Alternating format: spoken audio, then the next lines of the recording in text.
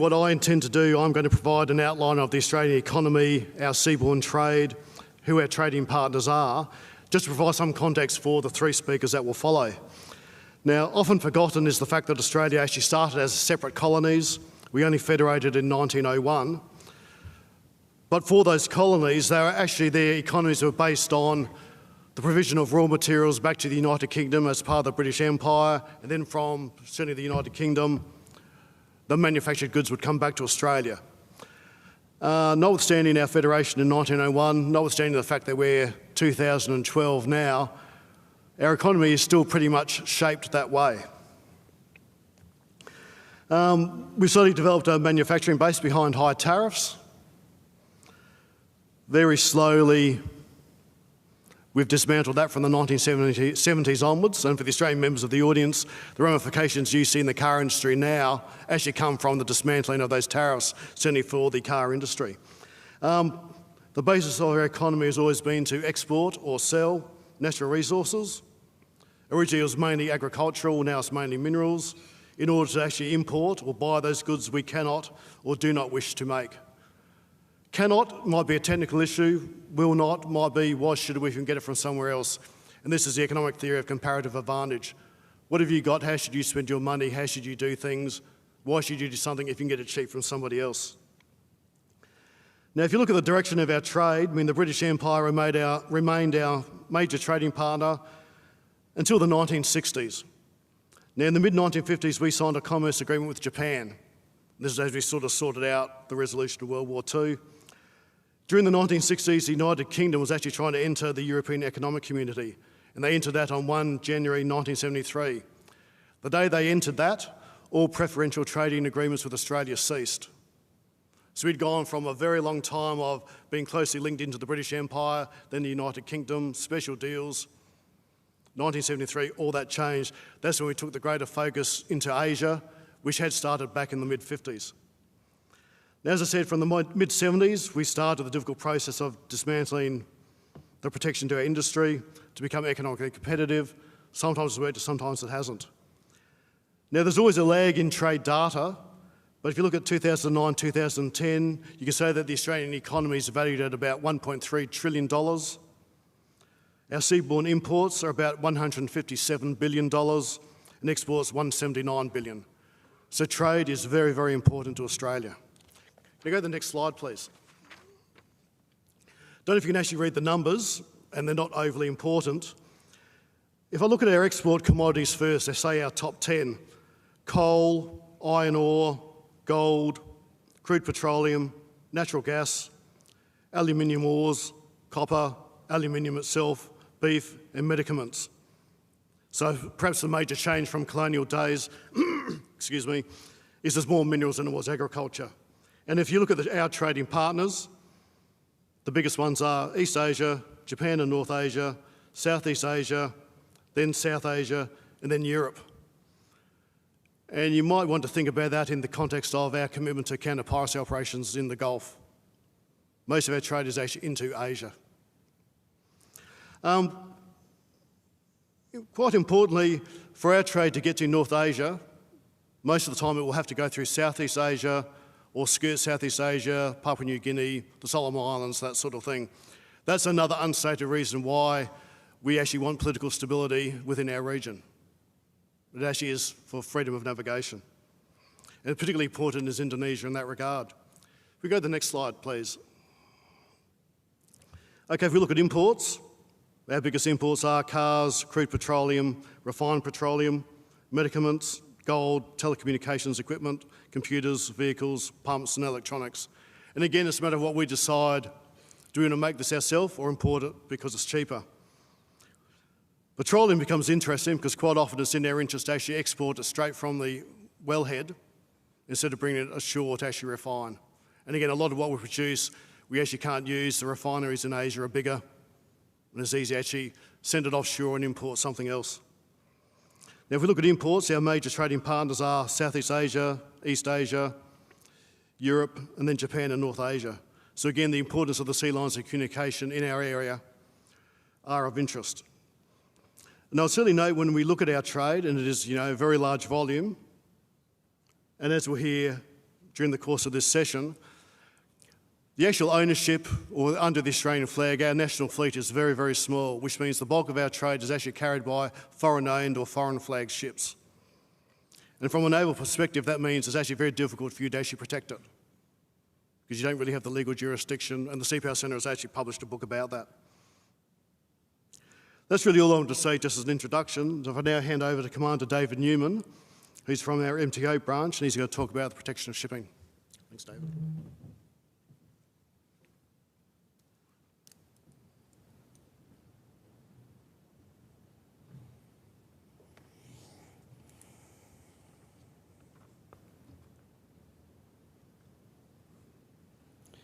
Good morning, distinguished guests, ladies and gentlemen.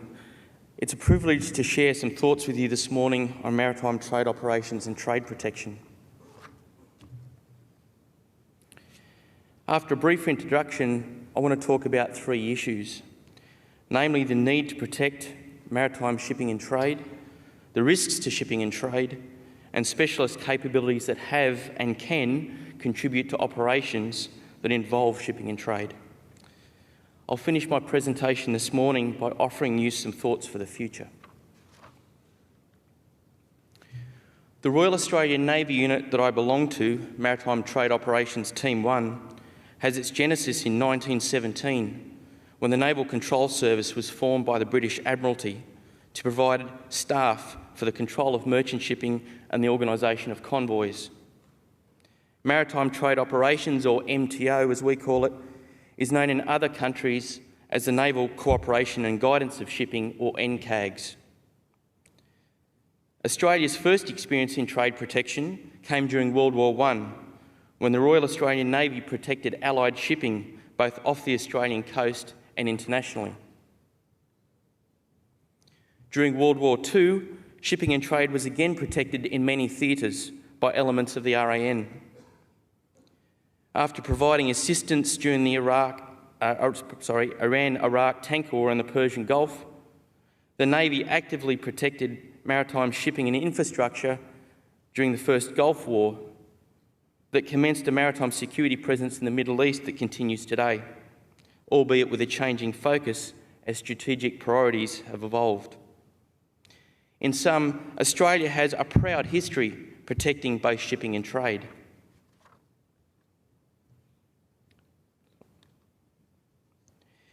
MTO and NCAGS units in allied countries are staffed primarily by Naval Reserve personnel whose purpose is to provide support to military commanders and merchant shipping in peacetime, tension, crisis and conflict through cooperation and guidance, and where necessary, the supervision of commercial shipping. Additionally, guidance, advice and assistance is provided to commercial shipping interests to enhance the safety of their ships and to advance maritime industry support to military operations. MTO's primary NATO-based doctrine has evolved from its Cold War origin to provide relevant tools that are in operational use today. The management of some 1,600 ships continuing onto Libya and 6,000 odd ships in proximate trade routes during the recent sanction enforcement operation was achieved by the trade operations-focused NATO Shipping Centre using standard tools for area management, communication, vessel reporting, position tracking and ship deconfliction. In Australia, we have additionally focused on team membership in order to more effectively support emerging operational demands, recruiting from backgrounds such as customs, quarantine, police, port management, shipping agents, stevedores, as well as merchant navy officers. One of the most frequent questions I come across is the protection of trade really necessary today? I believe the answer is yes, based on three key points. Firstly, the economic importance of maritime trade. Secondly, the inherent vulnerabilities of shipping. And finally, the risks to that shipping. International maritime trade is crucial for the national security and prosperity of maritime countries, including Australia, enabling both national and military supply chains. Last year, for example, shipping enabled approximately 23% of Australia's $1.5 trillion economy, handling about 95% of annual imports and exports. Sea transport remains the most efficient and effective means of moving the majority of trade, given the commodities traded, the volumes involved, and generally access to and the distances between trading partners.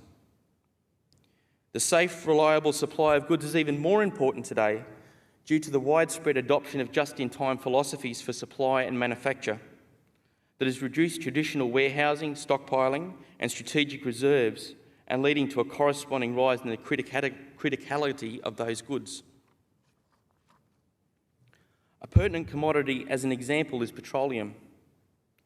Most nations hold significantly less than the International Energy Agency requirement for 90-day strategic stockpile.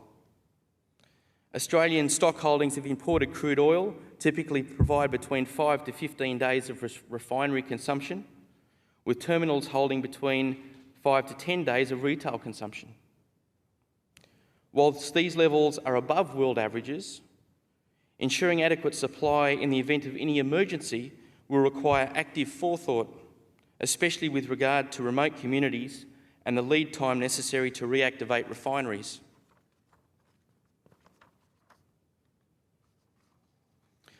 Commercial ships also need to be protected because they're inherently vulnerable. I've summarised my discussions with commercial ship masters over several years and experience in the Middle East into 4 themes: ship design, crew composition, other aspects including corporate capacity, and of course, trade routes used. Commercial vessels are designed primarily around maximum and efficient cargo movement towards profitability. So whilst security is a design consideration, it is more from an environmental and petty theft type security aspect rather than from potential aggressors of either a transnational or nation-state guise. There is not, as far as I'm aware, a design standard that seeks to improve the physical security of new commercial ships based on recent experiences. The element of security, I believe, is largely seen by industry as the responsibility of national navies and coastguards, and this raises its own issues for shippers and cargo owners who cannot rely on security provided by flag states that maintain maritime forces of limited size and effectiveness, such as, say, Panama, Libya and Monrovia. Those naval professionals in the audience will understand the lesser effectiveness provided by add-ons and retrofits to critical systems that are not part of a yard-based or systematic design package, but rather installed by a crew of minimum size. The generally larger physical dimensions of merchant ships have also not proven to be effective barriers to merchant ship security incidents, in port or at sea. And we have seen large ships with high freeboards regularly pirated in the Indian Ocean region. It is also worth noting that the relatively slower speeds and modest manoeuvrability of commercial vessels also contributes to their vulnerability. Increasing sizes of ships whilst expanding profitability margins adds to crew pressure during security situations in terms of maintaining effective awareness over larger ship areas. While technology can assist here, crew numbers have generally not been increased sufficiently to be effective. A ship's crew can also contribute to vulnerability, noting that there is significant variance across the maritime industry. Generally, a crew is organised by a management agency and provided to a ship's master, the master most often having little or no influence. Larger companies have recognised this problem and seek to develop long relationships with a few manning agencies towards a more effective and known crew composition. The master of a vessel, however, can be faced with a multinational crew without a common language, leading to communication problems, clashing cultural issues, inconsistent training and experience, including in security-type operations, and minimum crew numbers, averaging around 20, but fewer at times. Security checks of crew have in the past been at times ineffective, inadequate, and sometimes compromised. I've already mentioned the limited capacity of a minimum or economic crew to conduct additional security activities, such as maintaining additional and enduring lookouts. It's also worth noting that the team effectiveness of a crew, while some drills are conducted, is not established in the same way a Navy crew is prior to undertaking operations. Culturally based mistrust within crew members for security-type forces, including navies, can hinder efforts to gain accurate information during security incidents, and that's despite the potential danger that they may be facing. While some companies have more recently sought to overcome the limitations of crew vulnerability by augmenting their ships with private security detachments or security escort ships, their use is not widespread, in part of a result of their high cost, but also because, until recently, the use of such security measures was actively discouraged by major organisations, including the International Maritime Organisation.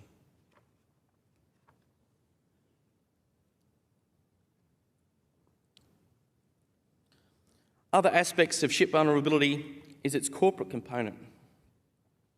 Smaller shippers, perhaps surprisingly, exist in considerable numbers in some regions, approaching 40% of ships when I was in the Middle East. They can be family or individually owned and often run from home or out of a small office, as you see pictured above. This can result in little contact after sailing and poor communication in English, despite the requirement for 24/7 company security contact. This challenges efforts to positively identify a ship and its cargo when calls for help are received. Even some large shippers, surprisingly, up until a few years ago, refused to admit that they were vulnerable to threats and did not implement countermeasures, that is, until they were pirated.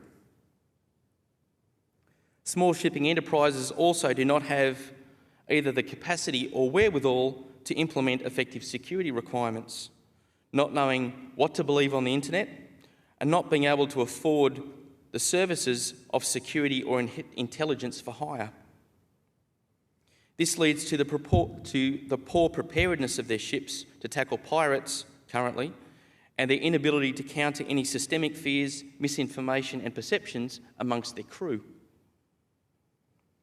A large number of entities and therefore respective nations can be involved in an individual ship and its voyage, increasing the time needed to make positive identification and obtain necessary permissions for security operations. The differing entities can be in terms of ship ownership, charter and use, finance, management, agents and representatives, operation, flag state and insurance for hull and machinery. It can also include crew management, cargo ownership and its related insurance, which, as you can imagine, on something like a container ship, can be hundreds, if not thousands, of organisations on some of the bigger ships. Commercial competition militates ready information sharing, which in turn can inhibit awareness to manage emerging security operations. Again, variance occurs across the maritime industry. However, this is more prevalent in trades where vessel position or pre-positioning can provide commercial advantages. Fishing, salvage and spot market bulk cargoes are examples that come to mind.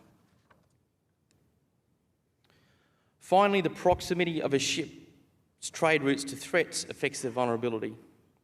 While today about 35% of Australian maritime trade is potentially threatened by Somali pirates, this could change instantly should access to current Asian-sourced oil become unavailable in an emergency.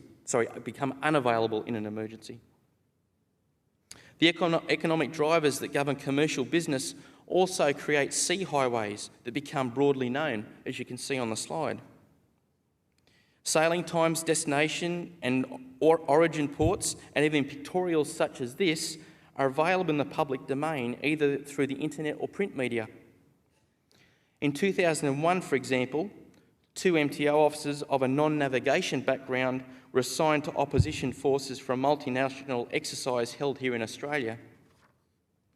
They were not given access to internet or corporate maritime industry information sources, but instead one copy of a printed industry shipping gazette that contained departure and arrival information for regular shipping services. Using this information and direct routing, within the 2-week exercise period, they were able to achieve a 50% accuracy rate for ships entering the exercise area for overseas ports.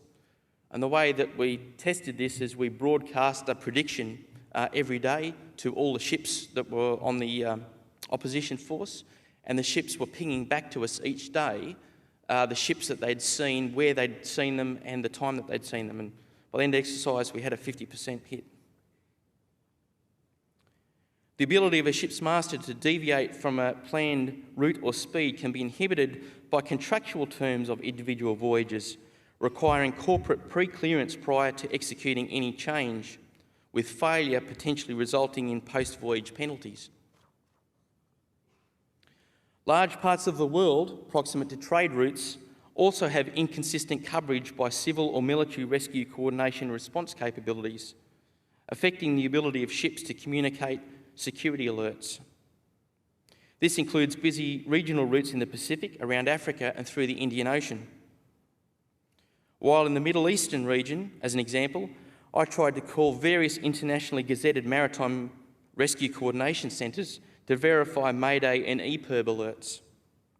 I experienced inconsistent operating hours, not always being 24/7, poor English, despite it being the international maritime language, and incorrect contact information, resulting in me dealing with Falmouth Coast Guard in the United Kingdom and the Australian Rescue Coordination Centre in Canberra. On the other hand, as a comparison, an Iranian National Guard maritime unit was very engaging, professional and timely in helping me respond to a SOLAS incident.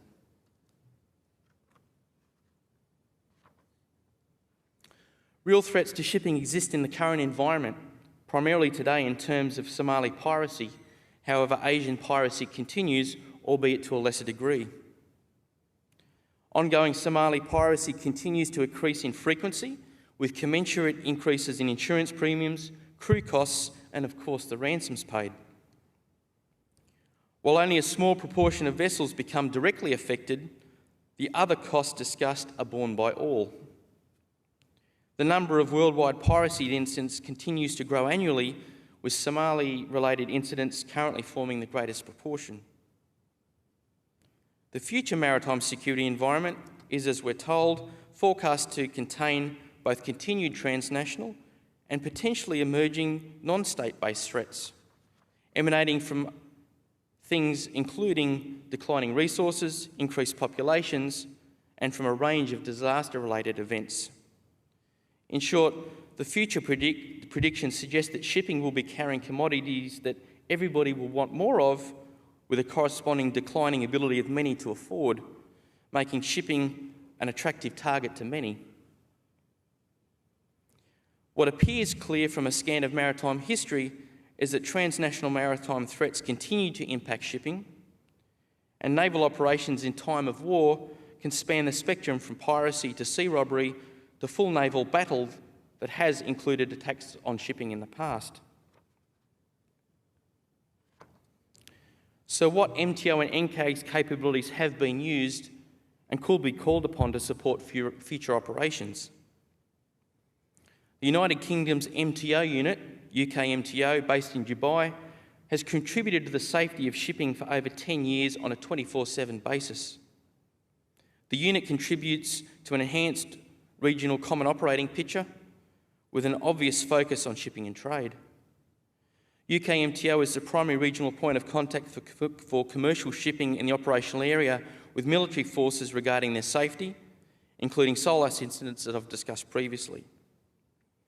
The unit continues to interact with some 600 to 800 ships at sea daily and conduct in-port briefings on merchant ships to reinforce anti-piracy measures and provide greater situational awareness to the industry. Post-incident debriefs provided by the industry and facilitated by UK MTO's regional professional reputation have contributed to situational awareness regarding regional piracy. A further contributor to awareness has been the sea riding of MTO types on commercial ships through the internationally recognised transit corridor. Two other military units are also focused on protection of shipping in the area, namely the NATO Shipping Centre and the Maritime Security Centre Horn of Africa, who together coordinate independent group sailings and convoys of merchant ships. From a planning perspective, it's worth noting that some 200 land-based personnel are working on the safety of commercial shipping off the Horn of Africa, in addition to the many at sea and in the air on military platforms.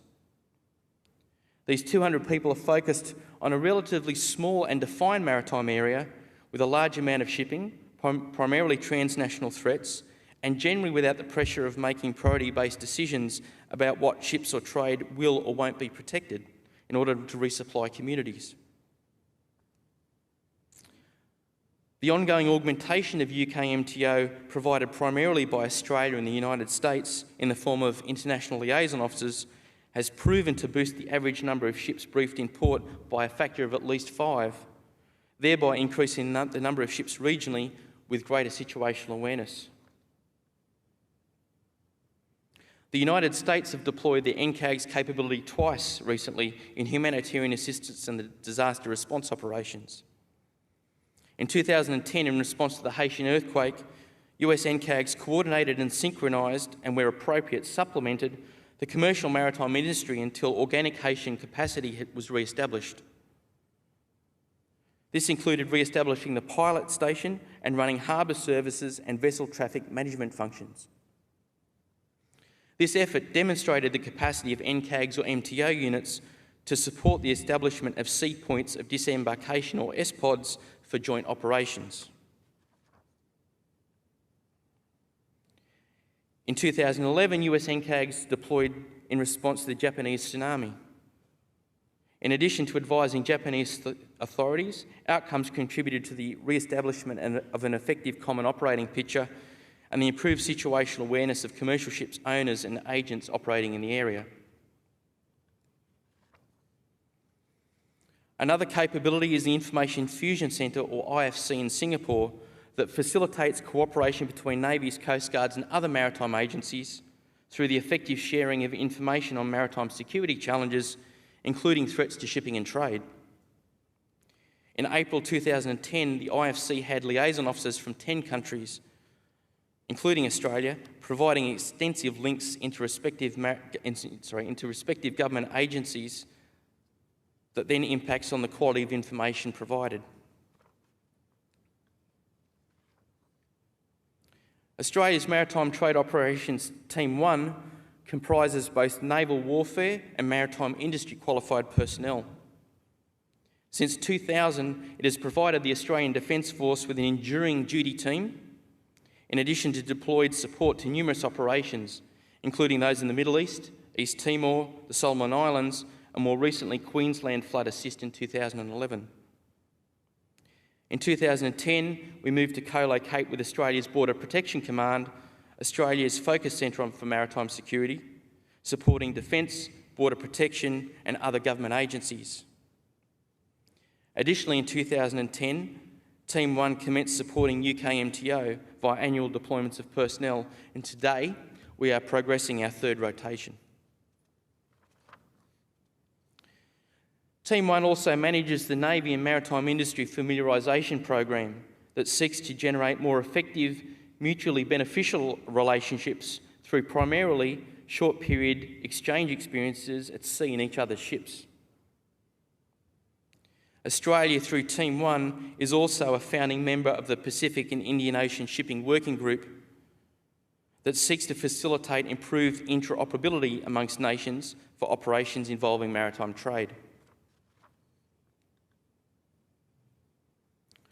From the operational employment of allied MTO and NCAGs units have come a number of lessons. Firstly, the employment of MTO or NCAGs in early planning phases refreshes industry contacts necessary for deployed operations and enables the use of team members with relevant industry experience in those operational areas. Secondly, the deployment of MTO or NCAGs expertise in any advanced parties can generate effective relationships with local industry that can smooth the paths necessary to achieve operational outcomes. Thirdly, use MTO or NCAGs as the military point of contact with industry within an operational area.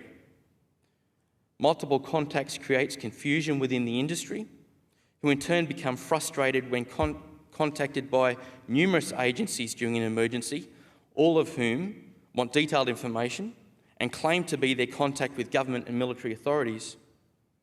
I've seen this occur in Australia and overseas, resulting in information pipelines from industry slam shut, requiring extensive work to overcome.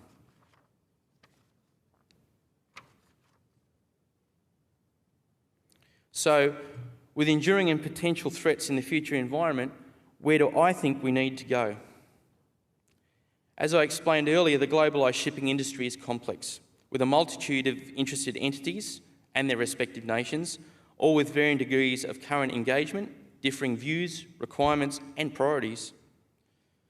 Currently, there is nothing that aligns all of these entities to a necessary common goal, the safe, timely and arrival of shipping that facilitates trade, especially in scenarios where priority-based decisions will affect what is or is not protected. What is required, I believe, to address this gap is a trade protection strategy that could enable the scaling of operational successes that have occurred in, say, the Malacca Strait, off Africa and the Middle East, to protect the scaling to the predicted maritime environment. Such a strategy with an enabling plan would provide the focus and redirection mechanism to align these entities, potentially including the maritime industry, towards a greater degree of self-help or reliance. It would ensure that we are prepared to conduct more complex trade operations before being called upon to do so. Ideally, this strategy would be worldwide. However, realistically, a regional strategy, while still facing political, diplomatic and bureaucratic challenges, I see as more achievable. A number of key steps which I see as both elements to the strategy and also first steps can achieve progress now. First, other and more broad maritime organisations need to be engaged, including the industry, academia and non-government organisations, the latter often having significant maritime interests in the operational areas of maritime forces. Secondly, exercises need to reflect the maritime industry in more realistic terms, and exercises need to expand to include trade protection that exercises broader industry and government mechanisms, vice just the protection of a ship or an in-company group. Also, education needs to occur in public, industry, military and government arenas to commence broader dialogue on the protection of trade, particularly the criticality of trade to a nation's economy. And finally, MTO or NCAGs units should be engaged early in planning phases to appreciate trade considerations early. That concludes my presentation and I thank you. The details on the screen may be used to contact my team at any stage, and I look forward to discussions with you shortly.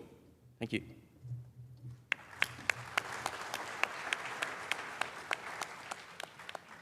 Okay, thanks very much for that, David. Our next speaker will be Captain Jenny Daetz, who's the Deputy Hydrographer for Australia, and she will talk about the contribution of the Australian Hydrographic Service to Australian trade.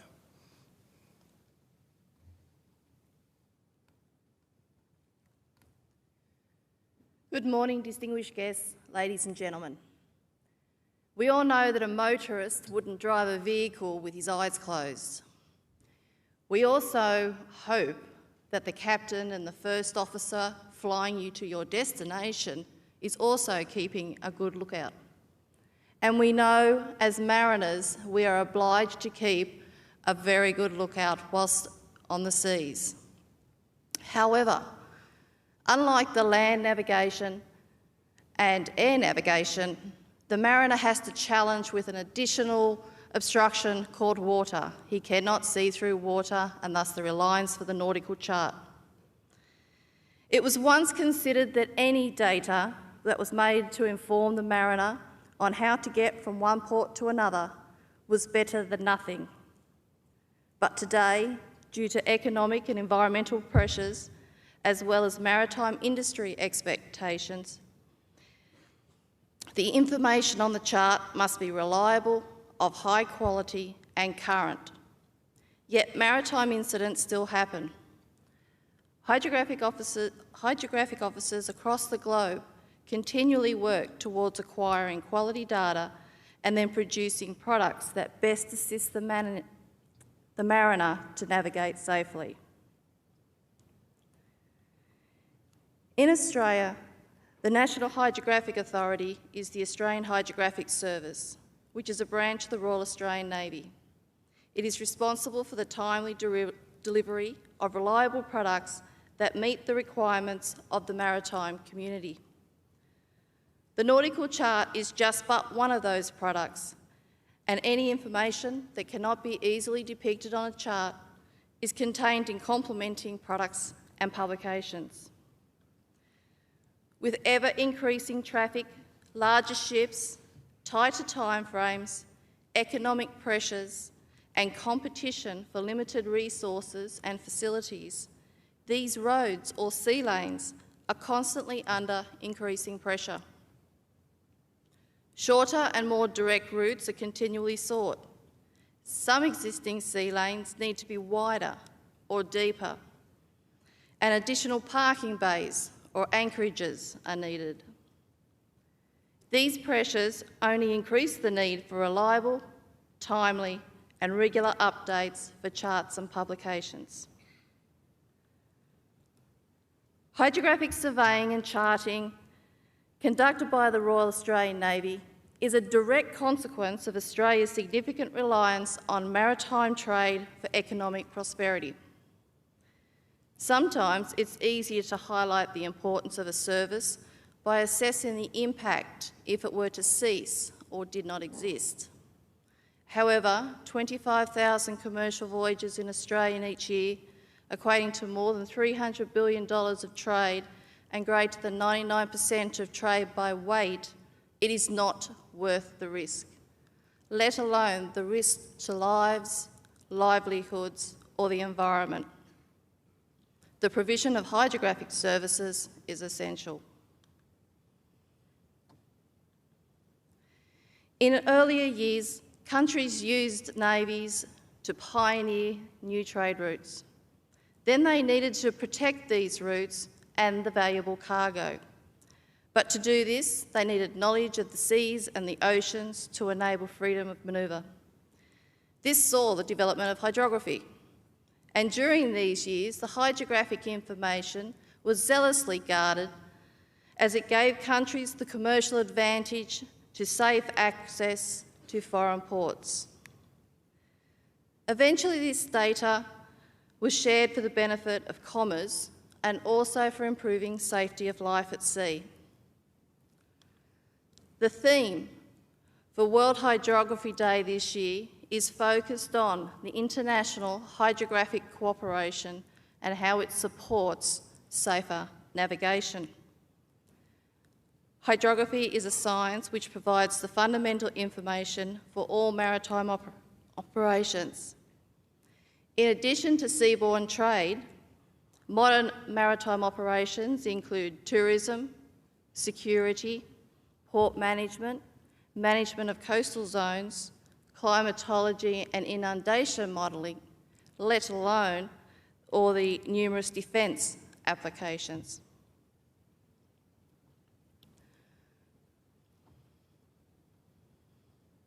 Open any Australian port's annual report over the past decade and the statements of actual increase and forecasted increase are common themes. The state of the terrestrial infrastructure to move the goods and freights in and out of these ports has deservedly received renewed attention. But whilst it's easy to recognise the terrestrial congestion, the offshore, and as CN highlighted yesterday, out of sight, out of mind networks are often overlooked.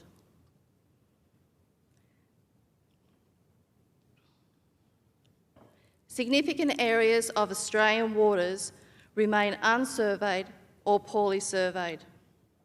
Some of these areas are adjacent future plan ports and offshore facilities. Whilst ports and commercial operators have the responsibility for surveying their own ports and these offshore installations, it is the highways which link these facilities, which remains a national task. Regardless of who conducts the hydrographic survey, it's the Australian Hydrographic Service which is the charting authority. By having one national authority engaged regionally and internationally and signatory to the standards and specifications of the International Hydrographic Organisation, a level of consistency is ensured for the global mariner whilst they're in Australian waters. With the assistance of other governments such as AMSA and the National Maritime Safety Authority in Papua New Guinea, areas requiring surveys as well as new products and publications are prioritised into a surveying and charting program known as the Hydro Scheme. It is published annually and it lists the charting and publication program which is fulfilled by the men and women in the Australian Hydrographic Office. And it also lists the surveys to be undertaken by the hydrographic fleet. The size of the task always exceeds the resources available, but Navy has proven it can also augment its organic capability with contracted surveys to meet government priorities.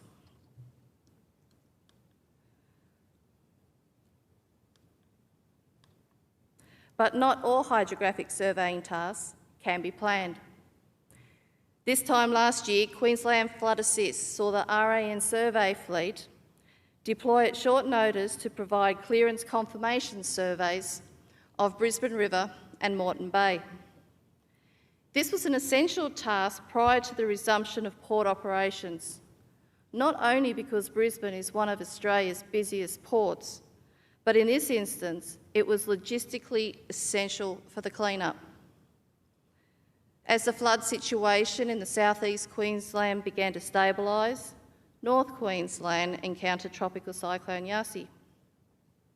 The Navy deployed a survey ship to Townsville for a port clearance survey, and less than 48 hours after the cyclone had lashed the coast, business was able to resume at the port. Again, a vital logistic link for recovery in the region. The Australian portfolio of paper charts is in excess of 450. However, it has been proven time and time again that when relying on the paper chart alone, maritime incidents still occur, even in well-surveyed areas. In order to reduce the risk of grounding, the International Maritime Organisation encourages all vessels to use smart data in combination with real-time positioning in a computer-based system.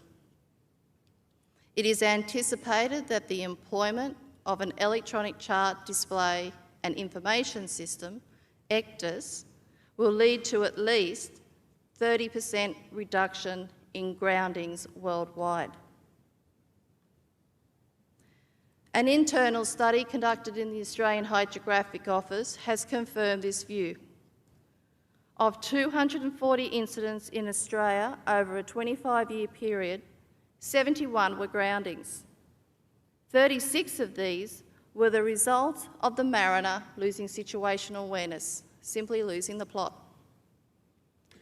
A fix on a paper chart only informs the mariner where their position was, if it was plotted accurately. And unless the next chart is referred to, it's not readily apparent what lies ahead. An ECDIS constantly informs the mariner where he or she is in relation to dangers, what lies ahead, as there are no chart boundaries, and with warning functionality enabled, alerts the mariner to potential hazards. An ECDIS is the real-time eyes for the mariner on what lay beneath and ahead, as opposed to a paper chart, which is a snapshot of the past and an estimate of the future.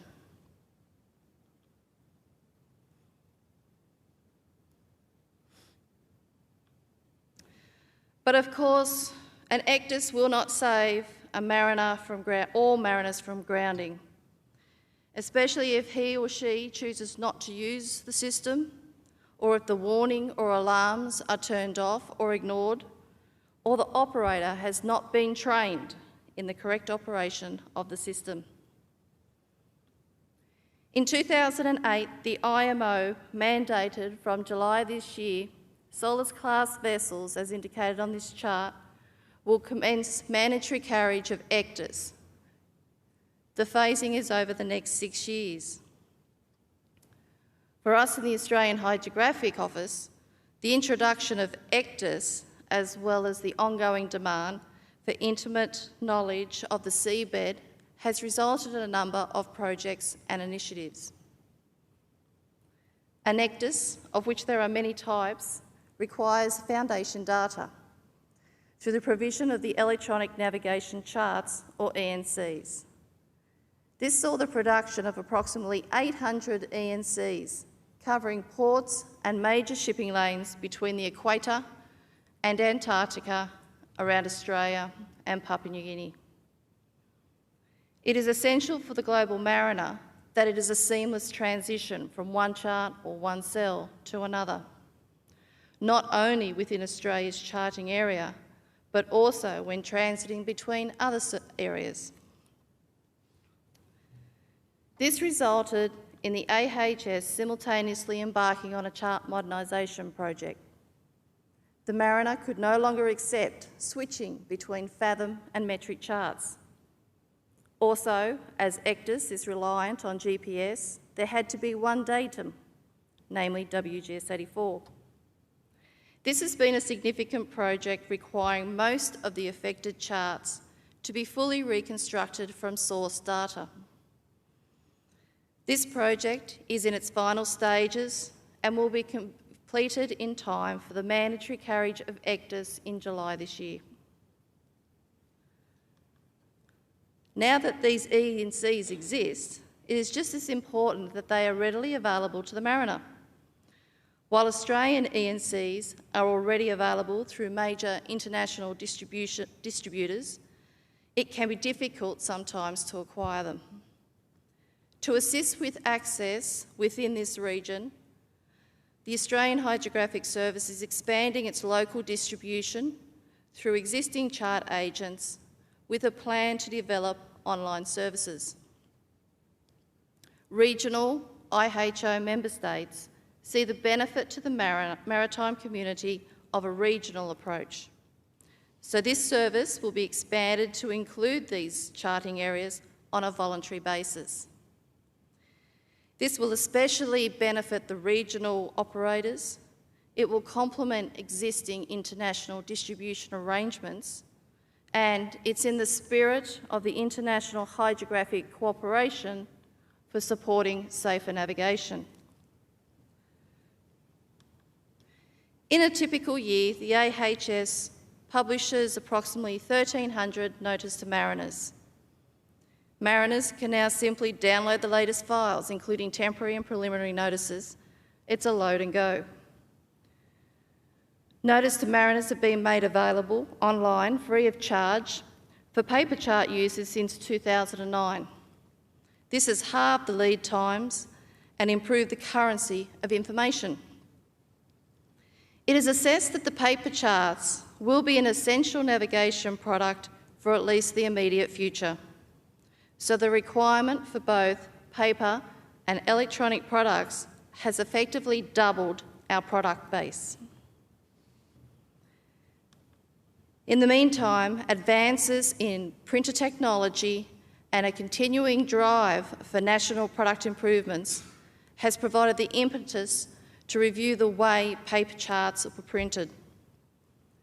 Previously, we relied on commercial printers, which resulted in lead times of up to 6 weeks.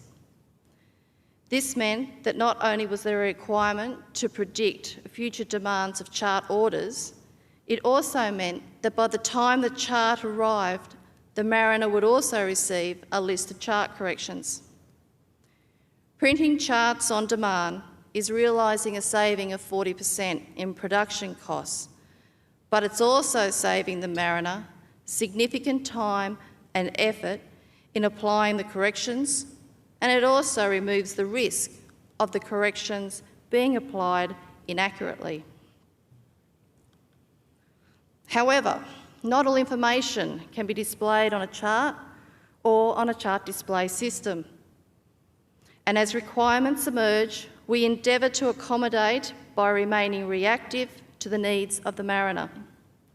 For example, this publication, AHP 24, was published last year, and it's designed to take the guesswork out of maintaining any chart or publication and assist the mariner in meeting their international and national regulatory obligations. As mentioned earlier, increasing pressures on the maritime industry are driving the demand for new and wider sea lanes and higher accuracy charts. Areas such as the Torres Strait are choke points with no alternate options in the immediate vicinity. To improve seaborne trade efficiencies and at the same time maintain safe navigation, AMSA have introduced an under-keel clearance management system. Accurate real-time tides and high-order accuracy hydrographic surveys are essential in order to increase the tonnage, reduce the transit times, and meet critical time windows further along the route. The Navy has been supporting AMSA in this highly vulnerable and strategically significant area of Australia by providing these high-density, high-order surveys. Under-keel safety margins set by AMSA are continually being challenged by the maritime industry, which only increases the pressure for more accurate charts, leaving no room for error. It's worthy to acknowledge that the maritime environment is a hostile one, with many external influences for the navigator, the master, the pilot, but also for the surveyor. For our overseas visitors, here in Australia we have many creatures which start with the letter S that are cause for concern. Snakes, spiders, sharks, stonefish, stingers, stingrays, and saltwater crocodiles. Same can be said for the conditions and dangers found in restricted waterways, like the Torres Strait. And I believe there's one missing. That would be our survey ships systematically surveying backwards and forwards, right in front of the traffic that is restricted to these routes. The continual increase in seaborne trade has driven the demand for safer routes and new routes to be opened. Hydrographer's Passage, east of the Whitsunday Islands, saves 500 nautical miles for a round trip between Australia's coal ports and Asia. It also reduces the amount of time spent inside the sensitive Great Barrier Reef. Ladd's Passage reduces the voyage between Cairns and Cape York by approximately 18 nautical miles. It reduces the amount of traffic required to use the relatively narrow inner route and has reduced the risk of navigation by an estimated 30%. Overall, the benefits are threefold. Firstly, for some vessels, it removes the tidal window restrictions. Secondly, it allows faster transit. And thirdly, it provides the master and pilot time to rest, which assists fatigue management, a key factor for avoiding maritime incidents. Hydrographic surveying for nautical charting purposes is a painstaking and time-consuming activity, and the poor state of charts in some areas is preventing seaborne trade opportunities to be realised. Given the amount of unsurveyed or poorly surveyed waters around Australia and in neighbouring countries, the Australian Hydrographic Service is receptive to all data sources. However, some sectors of the maritime industry are still reluctant to share their information as they regard it as commercially sensitive. Our concern is that the bathymetric data can be used to update the chart to show all navigation hazards dangerous to surface shipping for the benefit of all mariners. International engagement is vital to effective seaborne trade in today's global environment. Significant changes remain in achieving an open data exchange to support safer navigation, which is essential for ensuring reliability, availability and seamless coverage. And thus the focus of this year's World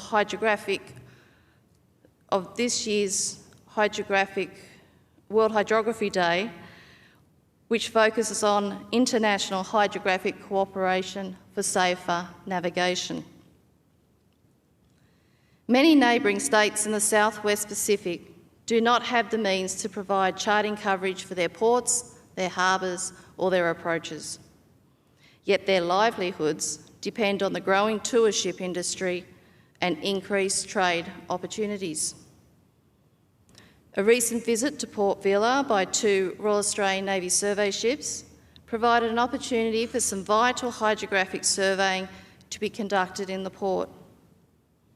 The Australian Hydrographic Service also assisted Papua New Guinea with achieving chart modernisation and published paper charts for East Timor. It has also taken a leadership role in the region in the provision of hydrographic training, and with the 3rd regional workshop to be held in Brisbane later this month, we will have 10 states attending.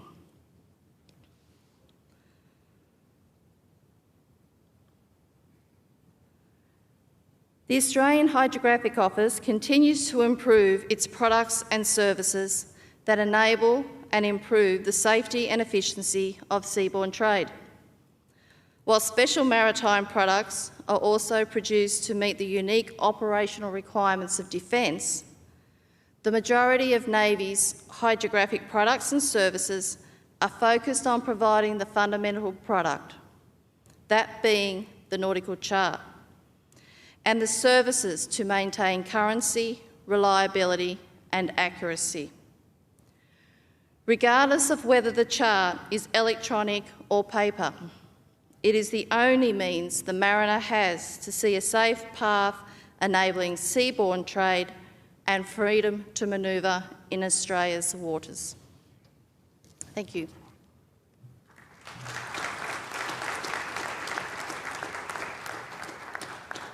Okay, thank you very much, Jenny. Our final speaker will be Mr. Noel Hart, who is the Chairman of the Australian Shipowners Association, and obviously he'll be talking about issues about Australian shipping industry. Noel.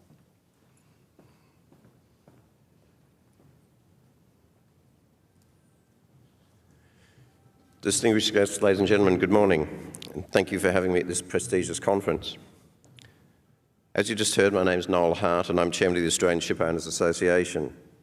Through my role at ASA, I'm also currently Chairman of the Asian Shipowners Forum, whose members comprise more than half of the world's merchant fleet, and I'm a Director of the International Chamber of Shipping. I mention these as I think they and my roles here and overseas with BP Shipping enabled me to speak not just of Australian shipping, but for the industry in general.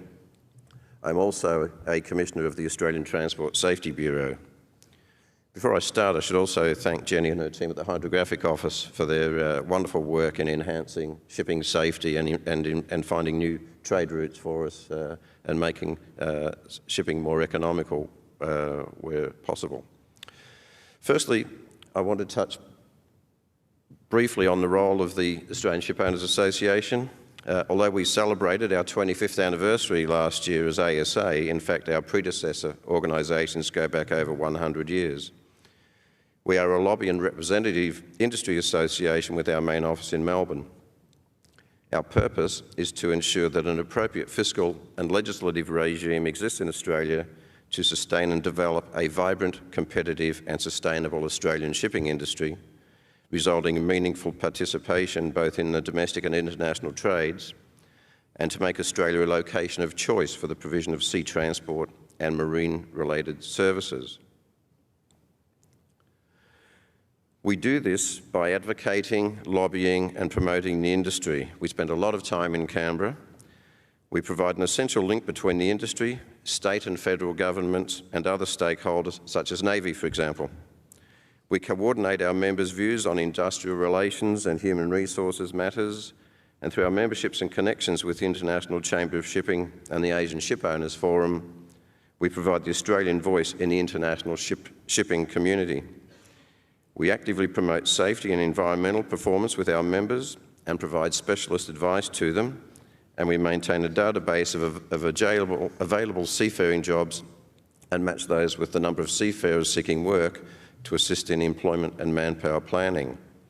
And I mentioned earlier our connections with the Asian Shipowners Forum and the International Chamber of Shipping. In May this year in Port Douglas, we're proudly hosting both these organisations for their annual general meetings and conferences in what we're calling an International Shipping Week. And we'd encourage the RAN to participate in some way there, and I'll communicate with you about that. This will be a major event with about 400 or 500 ship-owning representatives and industry associations assembling, and it's a great opportunity for networking. At ASA, we have a diverse group of member companies ranging from ship owners, ship managers, energy and mining companies, offshore exploration and production marine service companies, towage companies, port authorities and so on. You'll see them on the list there.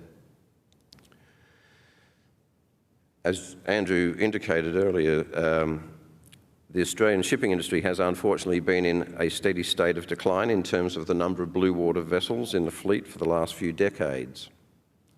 This is mainly due to the lack of supportive policies by various federal governments over the years, the high cost of employing Australian seafarers due to our wage and leave conditions, and competition from foreign shipping, which has lower employment costs and beneficial finance and tax regimes. Today we have only 24 Australian manned blue water trading vessels, and we have only 4 Australian flag ships in international trade, these being specialist LNG carriers. Now, given that Australia has the 4th largest tonne-mile sea task in the world, given that our ports handle over 10% of the entire world's sea trade, and that our exports alone are valued at over $200 billion annually, this is obviously well out of balance. So we're seeking to improve our participation as Australian shipping in that trade. On the other hand, our offshore marine industry and port services such as towage and pilotage are thriving due to the large number of massive oil and gas and mining developments which are both operational or being expanded or constructed. So Australian ships carry less than 0.5% of our international trade, and about 1/3 of our domestic trade is carried by foreign vessels. Our reliance on foreign shipping is equivalent to over 8% of the current account deficit of the country.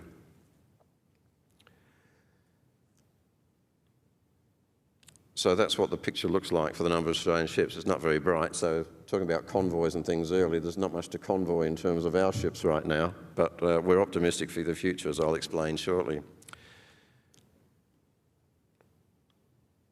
This slide indicates the number of seafarers employed by sector, and you'll see the offshore area is nearly half of our seafarers as things stand today.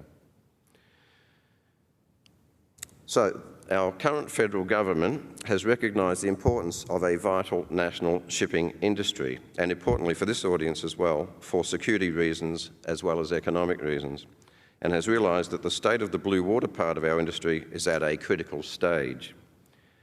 ASA has been a principal advocate for the industry and provided great input to the government for many years, this being especially so in the last few years as we've been talking about policy reform. and changes to our tax and legislative regimes such that we can compete more evenly with international shipping. We're not looking for handouts, we just want a level playing field.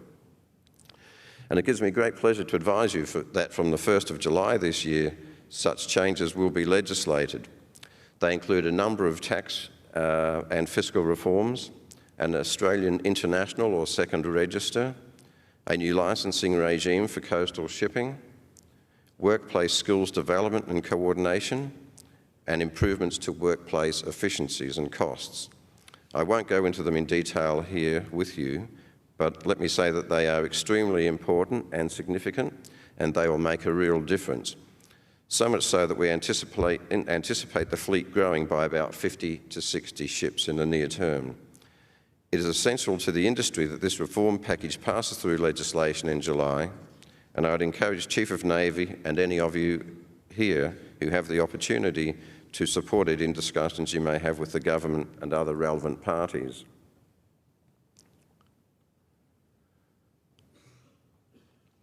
This slide shows what it could look like if all this goes ahead as we anticipate it will. The green curve obviously being the policy case.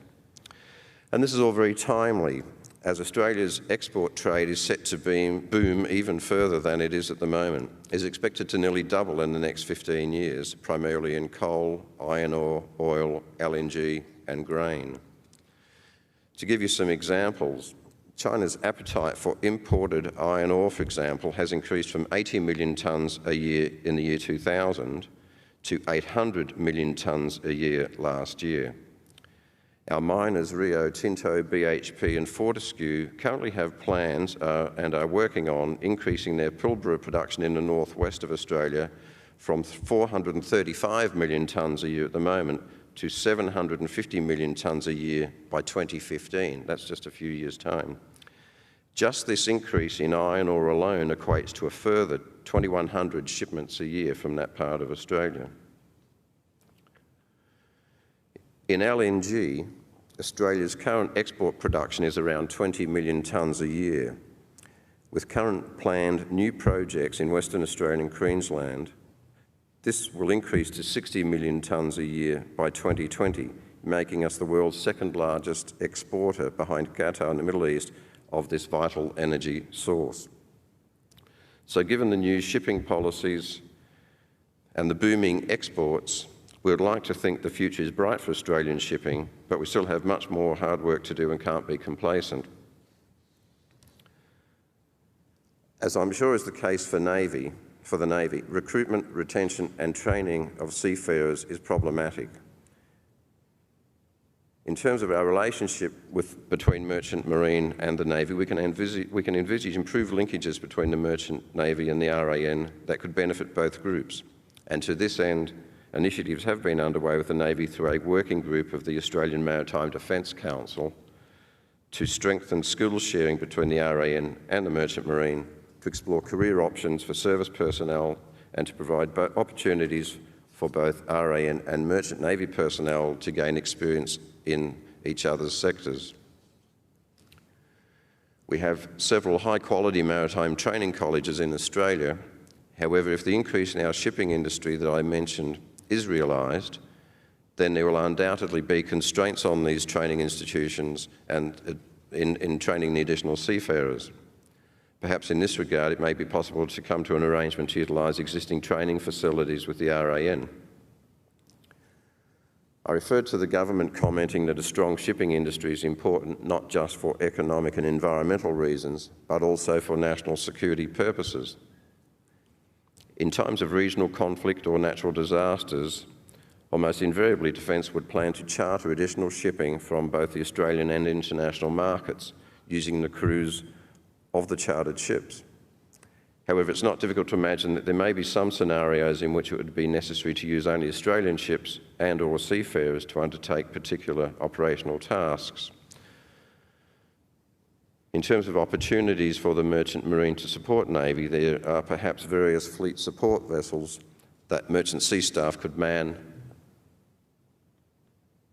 That Merchant Sea Staff could man and sail, such as fleet refuelers and supply vessels, freeing up the more specialist trained naval sea staff to be assigned to traditional combat vessels such as destroyers, patrol boats, submarines and the like.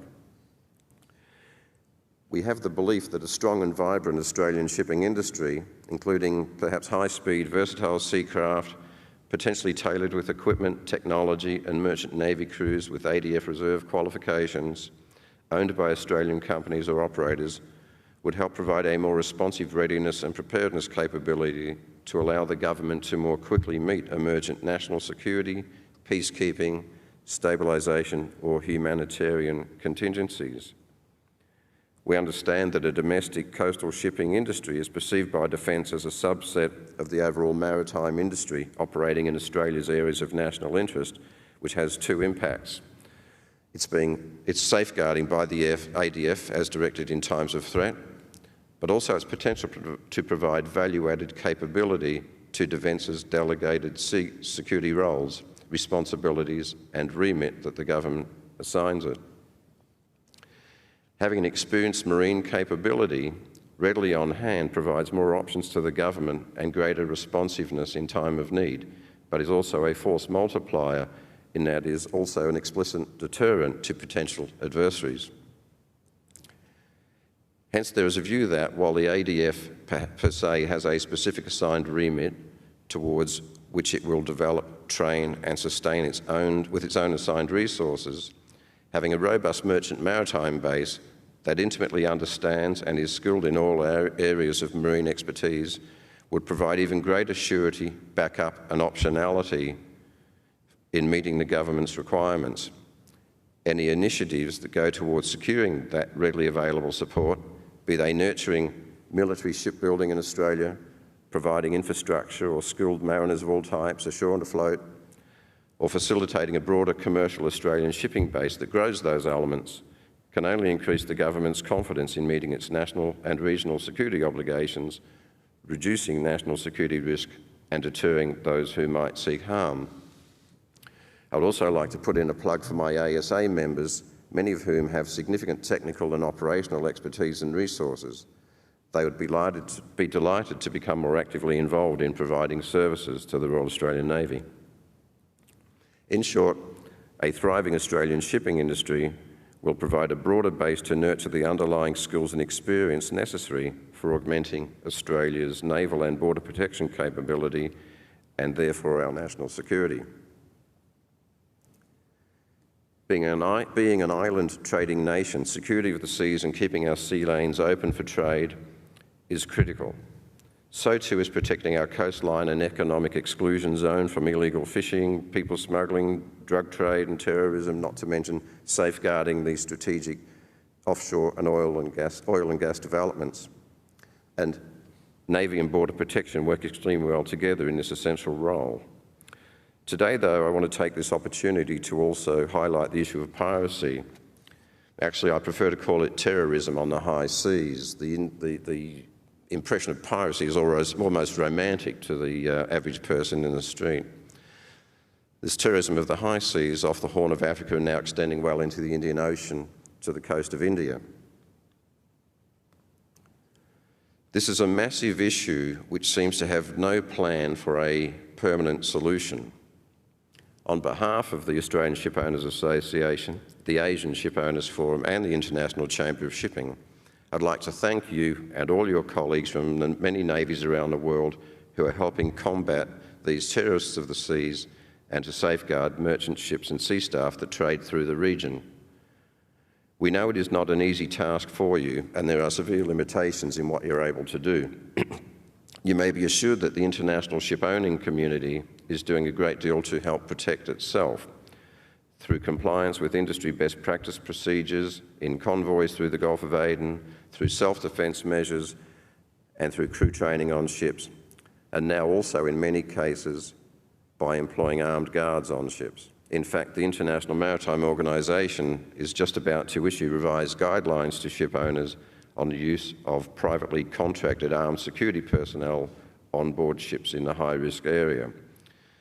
There's a bit of a debate in the shipping industry about the effectiveness of putting our own armed personnel on ships as well, because all that seems to happen is that the terrorists just come back with bigger and better weapons themselves, and so you escalate.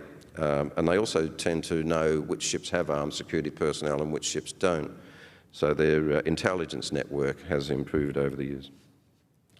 I'd like to quote from a letter from the Save Our Sailors campaign, which is a shipping industry campaign focused on finding a permanent solution and protecting seafarers.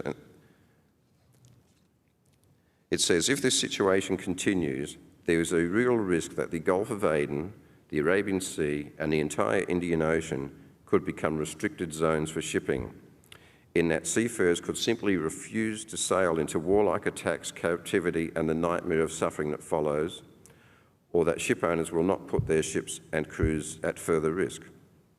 Using alternative routes will play havoc with freight costs, and there is no alternative to sailing through the area for over 40% of all seaborne oil trade, which originates from the Arabian Gulf region. I know when I was General Manager of Northwest Shelf Shipping, the LNG shipping company over in the West, we had some spot LNG contracts that were to be delivered to Europe, which would have gone through that area, and my decision was to send the ships via the Cape of Good Hope. I just couldn't anticipate sending LNG carriers through there. As it turned out, those contracts never went ahead, but the amount of soul searching and discussion around where best to send the ships was amazing. We are, and I'm sure a lot of ship owners are doing that every day. We are lobbying the IMO and the UN for a coordinated international approach to the root cause of the issues within Somalia itself, and as well in the meantime, how best to protect ships and seafarers from hijack and kidnapping. I know that if I was still at sea on merchant ships, I would not be relishing the thought of sailing through those waters, and I find it hard to understand how this situation can continue.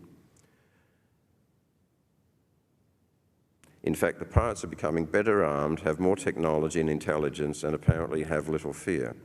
There are still some 172 merchant seafarers held hostage and 10 ships held hostage, and the estimated cost of piracy to the world community is something like $12 billion a year. Ladies and gentlemen, let us all hope that a permanent solution is found soon, but in the meantime, thank you for your efforts in protecting merchant seafarers, and thank you for having me here today at this wonderful event. Thank you.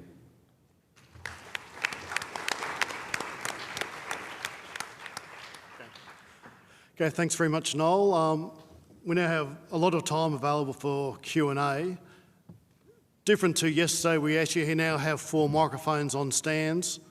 If people would just line up to ask questions. And while people are thinking about whether they will ask questions, and again, there should be questions, not comment, and a single question, not a multi-purpose sort of question. But I'll take the chairman's prerogative. I've got a number of questions while people think about what they might want to do. First of all, for Noel, and this is more perhaps for the international shipping industry, not on the Australian side of the fence, but sitting in the Department of Defence, I've always found it interesting that the shipping industry wants the Navy to get out there and stop the piracy, say, off Somalia, but they don't want navies to retake ships, and they're willing to always pay the ransom. Now, I know why they want to pay the ransom, but there is a major disconnect, which is how can navies actually stop piracy when ransoms have been paid, which encourage your terrorists at sea actually doing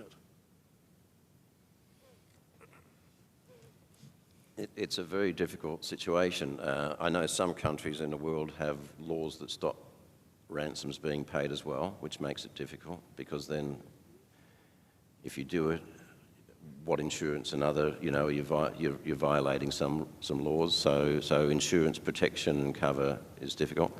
However, if you're a ship owner and you've got 30 of your seafarers held hostage, and leave aside the value of the ship and the cargo, but you've got 30 people there held hostage, and you have their families phoning you and you're trying to deal with that. And there isn't really any other way. People aren't going to go into Somalia and take them out necessarily. It's difficult. The other difficulty about paying ransoms, or with the hostage situation, is that it's becoming quite an art now, in that some hostages are on-sold to other organisations, So the Somalis take the hostages and then they sell them, and those organisations then try to seek the ransoms. So the Somalis themselves become brokers, if you like, and do the operational work. So it's a very difficult and complex discussion. I would pay the ransom if I thought I'd get my people out, unless there was a viable alternative, a military solution for doing it. This is why we talk about a permanent political solution which has to take place in Somalia with the government or a government in Somalia or some form of organisation there that you can deal with. Because as you're well aware of the piracy extending with motherships going further into the Indian Ocean. The coastal zones are no longer just the areas where they're taken. They have intelligence, they know what ships are approaching. They know which ships have armed guards on them because they see where the guards get on and off. So we're looking at different ways of doing that. It's a nightmare. And it just, I know a lot of the navies, depending on from which governments or which countries they come, whether there's a legal process for dealing with pirates in those home countries and whether they can be taken or not. So it's really just destroy their assets or put a blockade around Somalia and stop them coming out in the first place. I don't know. Yeah, Neil James from the Australia Defence Association. A question for Noel. Would the ASA support an Australian government or other initiative to change the UN Convention on the Law of the Sea so the pirates can be killed? The only way you're going to solve this problem, they're the common enemies of mankind, is to go back to the old international law where any naval vessel coming to a pirate vessel could open fire without warning and finish them. I'm not sure the terminology of rewriting or supporting a change in legislation for killing pirates, but certainly that would allow pirates to be taken prisoner and be tried in a court of law and dealt with in a proper judicial process. I know that sounds soft, but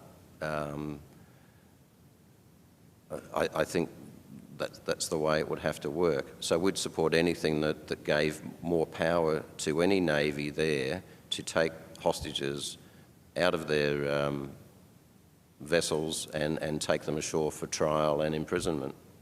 With all due respect, Noel, we've tried that.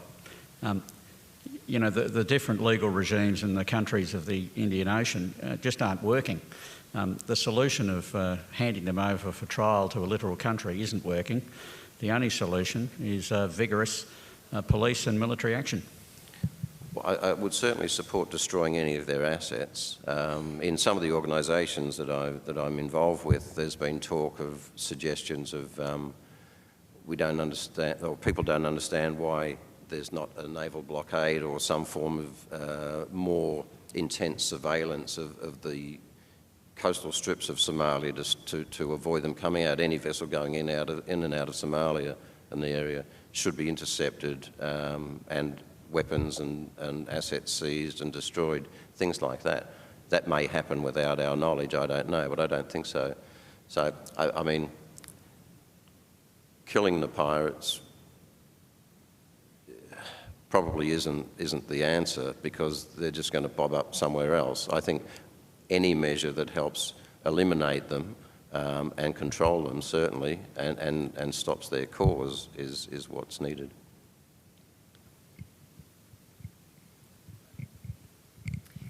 Good morning. Michael Rothwell, Royal Australian Navy.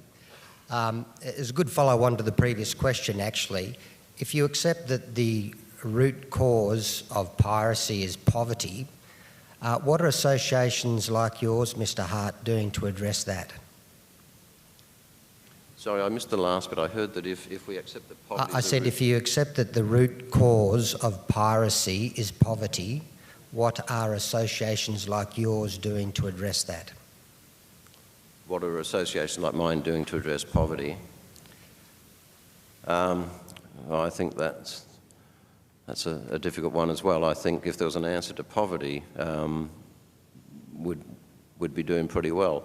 I think the reason you're probably aware that the Somali piracy emerged was because a lot of foreign fishing fleets went in and decimated their fishing grounds, and so these guys emerged as being fishermen. I think, however, having got a taste of this type of lifestyle, I can't see that they would go back to fishing personally. So I think really the answer is still to do with a political solution within the country of Somalia itself, and having some sort of credible government and legal system there. Some of our ship owner members and our associations support organisations that assist in the process of knowledge and coordination of anti-piracy affairs.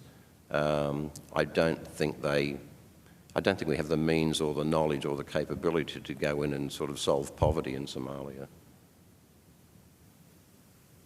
We'll go down the front and then up the back.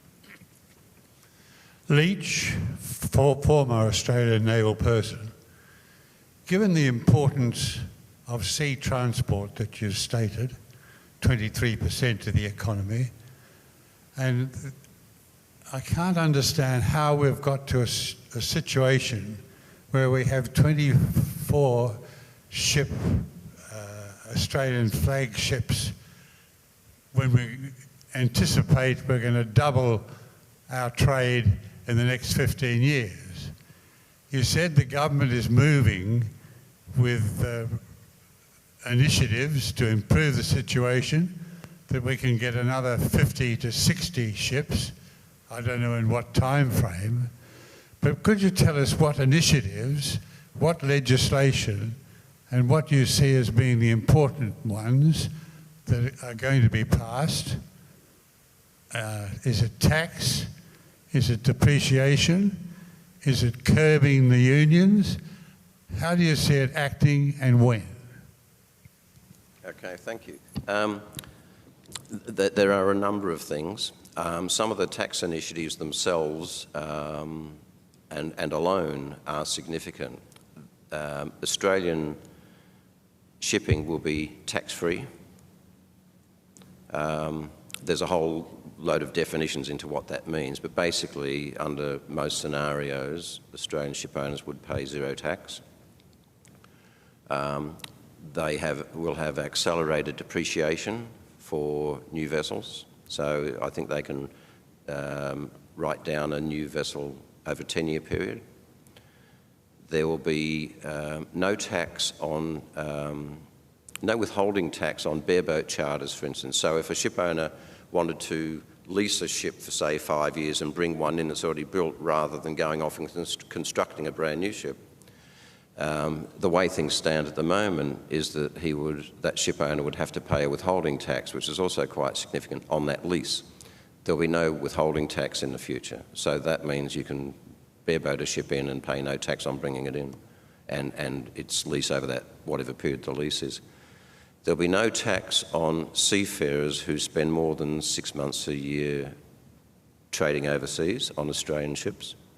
So that would mean that, what that means is the seafarer would earn the same net salary, but the ship owner would retain the value of their tax payments.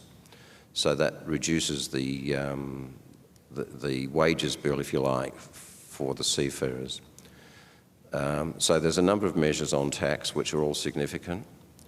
The international register requires only a minimum of 2 Australians on the ship, so we can have mixed manning on our international ships, which is significant. The licensing arrangements for coastal shipping will be tightened up to what they are today, still allowing foreign vessels to trade on the coast, but under a different licensing arrangement, which is designed to, I guess, not make it quite as freely available as it is now to foreign shipping under the current permit system.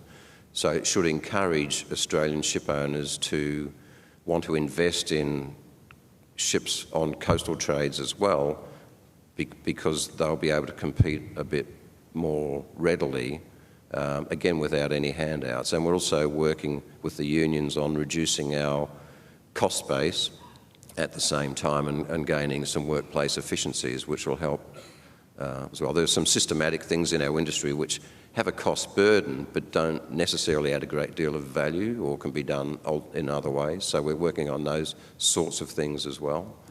On the coastal ships, we'll be able to have overseas riding crews to do a lot of the maintenance, which currently isn't able to be done.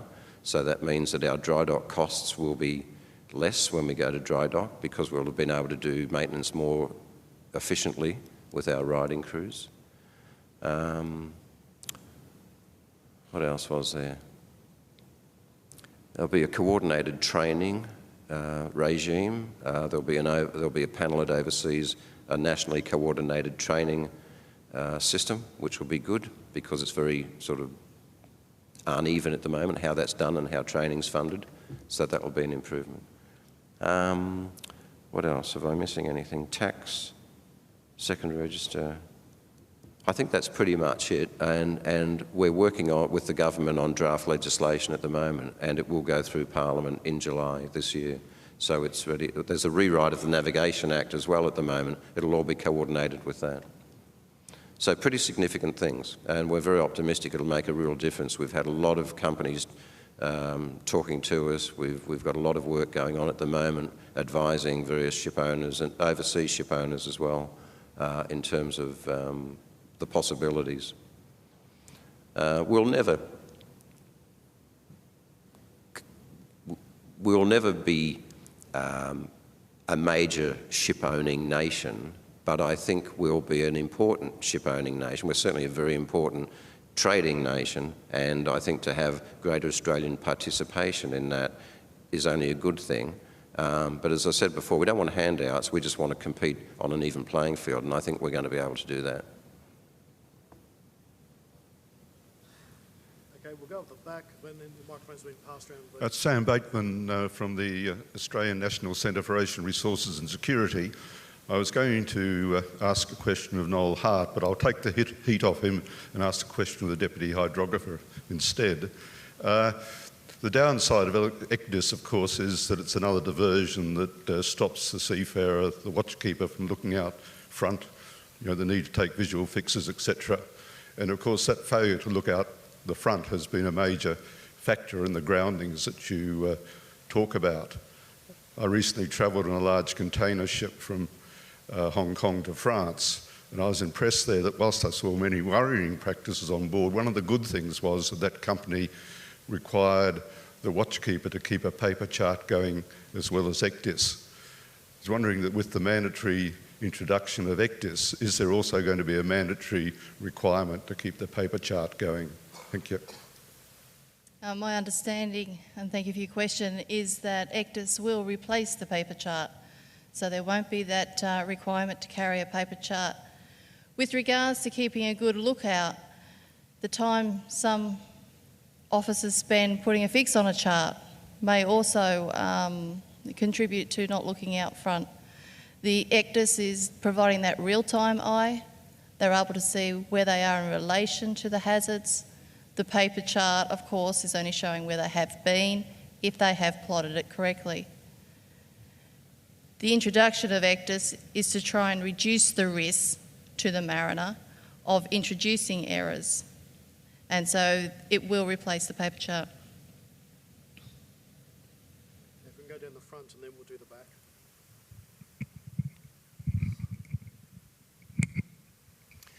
Captain Mike Barrett, the Nautical Institute. I'm following up the theme of the last question, but I'd be interested in the opinions of all the panel members on the readiness of Australian shipping, wider regional shipping and visiting shipping for the introduction of mandatory fitting of ECDIS, particularly in terms of training, and perhaps specifically for Captain Daetz. Are you comfortable that mariners are aware of the perhaps most important safety feature within ECDIS, the Australian Navy pioneered zones of confidence, which are so pertinent in your waters? Thanks, sir. With regards to introducing such a system as ECDIS, it is taking a bit of cultural tweaking for quite a few people to get on top of it, and with that goes the training. There have been incidents already where a ship was fully trained, the crew were fully trained in the operation of the ECDIS, but unfortunately the team was taken off and a new team put on and sailed, which resulted in a grounding. So it really comes down to what training is delivered. The training that needs to be delivered not only is on the actual operation, but the actual system that they're using. And I don't know all the training because I haven't completed it myself, but there are regulatory requirements or obligations within that training that need to be completed for it to be accepted as a standard, or it's standards and specifications for that training for it to be accepted as being registered training. Yeah, I'd just like to add that there's no doubt that ECDIS is the future, and most seafarers, I think, embrace it and enjoy using it. The old paper charts are, however, it's quite an emotional thing. I know in a company I work for in London, when we took paper charts out, it was a very emotional thing for a lot of the old salts, if you like, to see the paper charts go. And this was just in our emergency control room. We went electronic in there, let alone on the ships. And it was quite a debate about just putting those pieces of paper into well, we put them in a file for the immediate future, so it wasn't quite as heartbreaking. But so there's a bit of a tie to the old paper charts, there's no doubt about it, but I think most seafarers these days are looking forward to widespread use of ECDIS. I think its benefits are significantly better than the old process of going back and plotting on a paper chart. It's a bit like, I guess, going from sextants to sat-nav and that sort of stuff. It's that sort of quantum leap.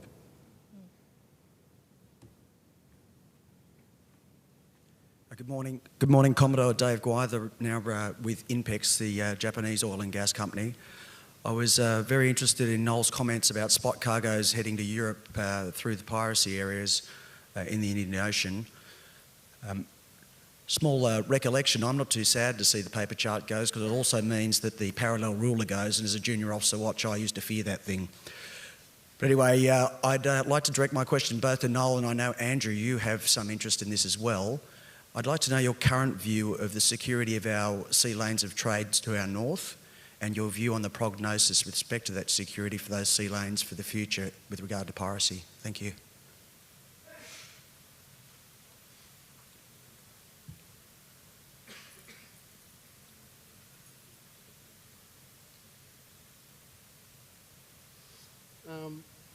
Okay, I mean, I'm going deaf, so I didn't really hear the question. Look at the security of the sea lanes up to our north. As you go through Southeast Asia, everybody worries about the Malacca Strait. What's going on in the Malacca Strait is not piracy, it's sea robbery. I remember the outcry in Southeast Asia, certainly when the US Navy indicated it might start doing patrols, about 2004, and that was quickly shut down because they actually had no legal jurisdiction. Certainly Sam Bateman has actually just published, or in email correspondence, actually looking at the piracy data from last year actually within Southeast Asia. And the concern in the Malacca Strait has always been, it is not international shipping that's been attacked. It's cross-strait traffic, and certainly last year a lot of the instances actually were barges, tugs, that sort of thing. So this is, in a sense, real crime is actually not affecting trade that much. As you go up further north, certainly quite often there's actually not a threat, and this is where I might differ to a lot of people who are in naval uniform, which is, as a civilian, I just regard the situation up there as the shipping industry is vulnerable. There are a variety of things that might happen to it, and what's the possibility that might happen.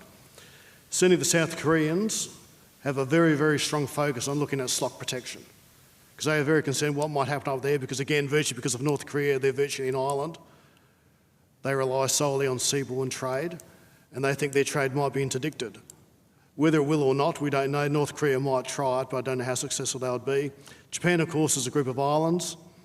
They're very worried about their sea lines communication. But again, at the moment, there is no real threat facing them. It's always just the vulnerability.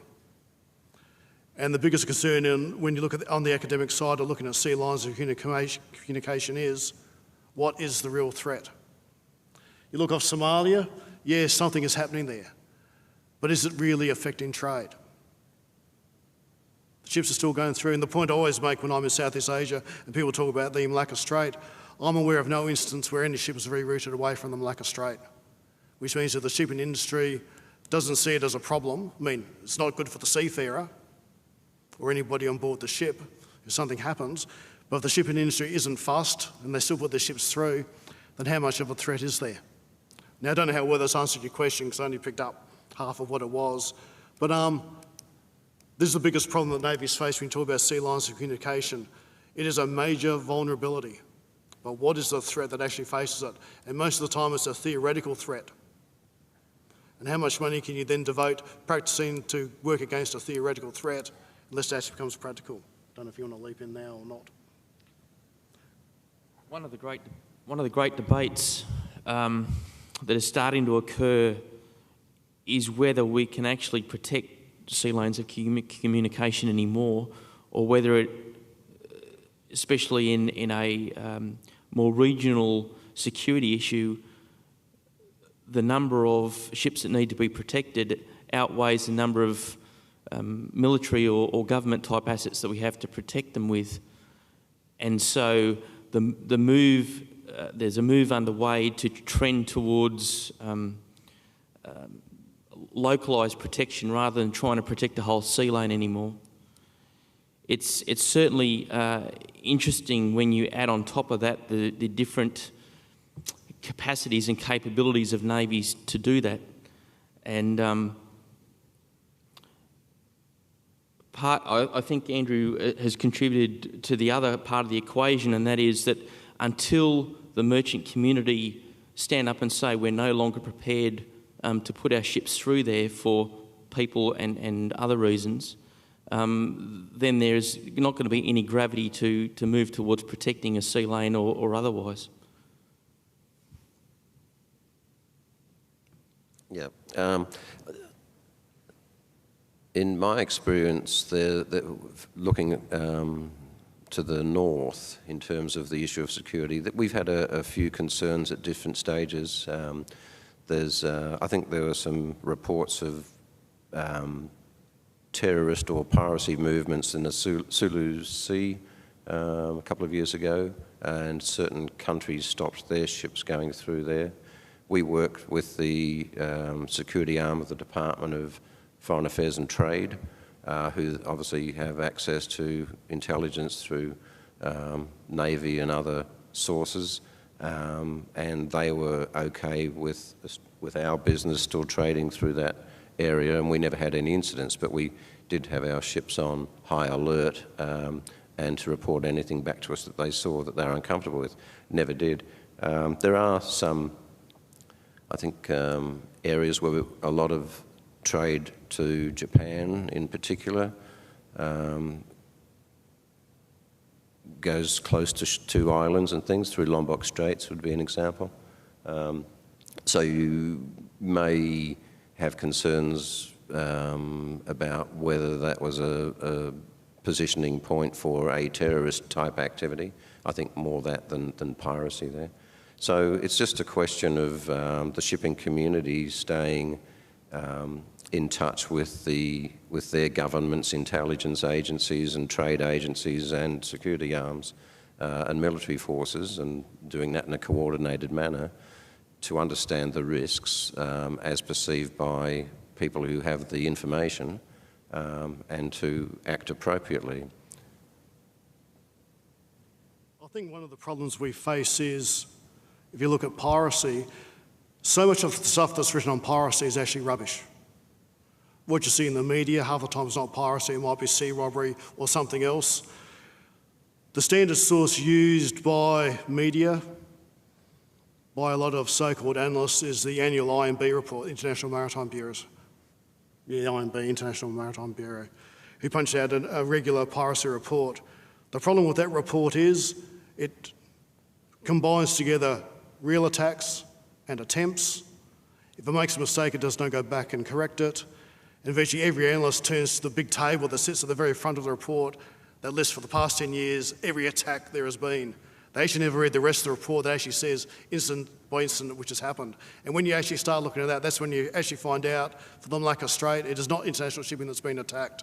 And if international shipping has not been attacked, well, I'm sorry to be blunt, who cares? Because all we're worried about is international shipping. If it's cross-strait traffic, it's the responsibility of the countries sort of involved going down the strait. And that's the biggest problem we face. It's the problem navies face at some stage, which is there's all these erroneous reports out there. It's a huge issue. Actually, it's not. And again, that's not to say it's not affecting a seafarer who might be on board a ship that is attacked, but the whole case is actually overstated. I mean, I remember swearing blind to a number of people that we would never be involved in counter-piracy. And of course, a month later, at that time, we were actually doing it. But again, governments quite often are making decisions in relation to what they see in the media and what might be a public clamour, and quite often is actually wrong and it actually doesn't become good policy. Yeah.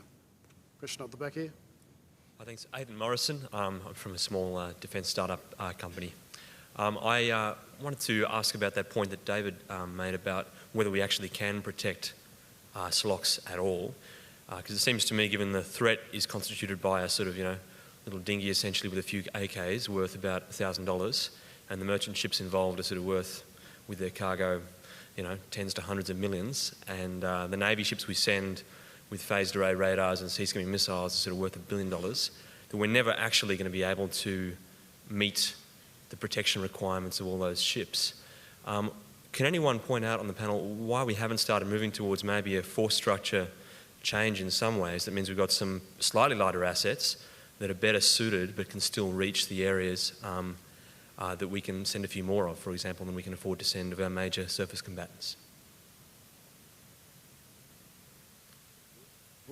I don't think I really want to go into force structure determination,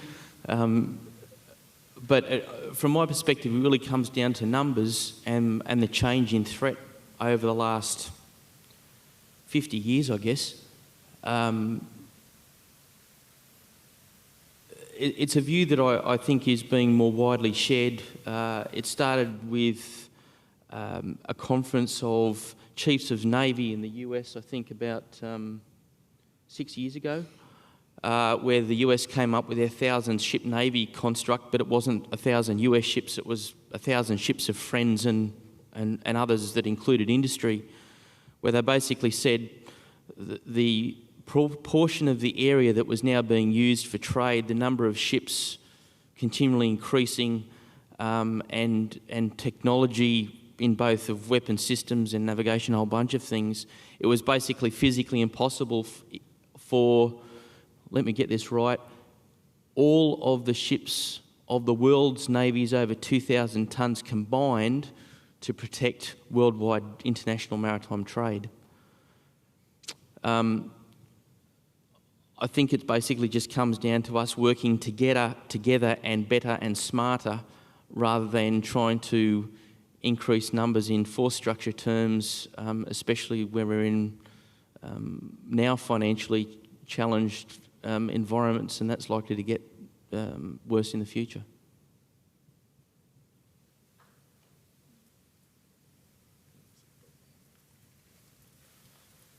Thank you, Andrew. Sam Bateman again. I might now ask that question of Noel Hart, if I may. The international shipowner community continues to be saddled with a minority of disreputable ship owners who continue to operate unsafe ships, excessively exploit seafarers, including, for example, being very slow in paying the ransoms if their ship happens to be hijacked. Now, these unsafe ships continue to show up disproportionately in the ships being hijacked off Somalia, and also in incidents of collisions. I've looked at, for example, at recent collisions in the Malacca and Singapore Straits, and there always seems to be, with those incidents, at least one ship that you would probably judge to be substandard involved. What can the international ship owning community do to get rid of these unsafe ship owner operators? Thank you. Yeah, thanks for that question. A lot of my lifetime's work has been around doing just that, eradicating substandard shipping. Probably the there are a whole host of measures in place in the shipping industry which are designed to ensure that when a ship goes to sea that it's safe and fit for purpose. I'm talking about the registration requirements from the host country, the classification societies who class the ship, the requirements now with the International Ship Management Code and things like ISM codes for standards of ship management, insurance companies that insure the hulls and the cargoes,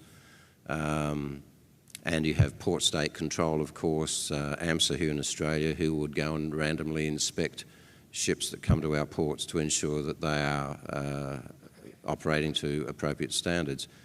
So that whole sort of system is meant to work, but obviously it hasn't, and people have been able to duck and weave through all of that.